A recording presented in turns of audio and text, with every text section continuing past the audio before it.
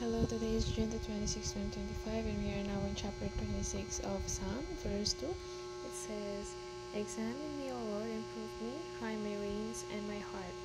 So, they always say that faith that cannot be tested cannot be trusted, and I also think that is true because true faith can only be seen when it is tested.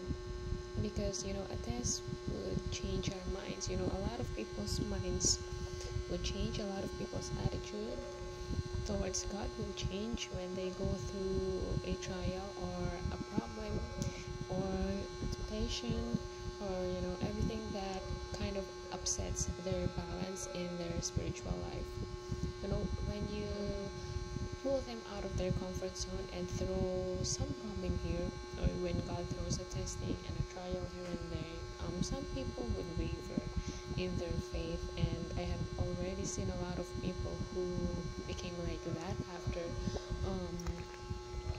going through a trial. So I hope that it would not happen to us, and I hope that when the time comes for us to be tested, for us to be undergoing a trial, we would be closer to God instead, not waver, not draw farther, but draw nearer to Him, and that our faith should stand until the end.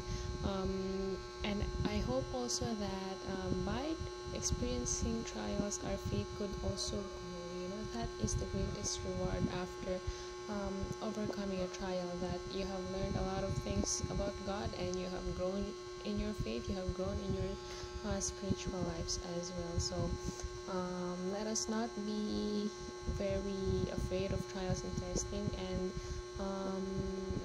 this early let us ask for God for strength, for guidance, and for wisdom, so that in the future when we go through the trial we will be ready. So I think that's it for today. Thank you. Bye.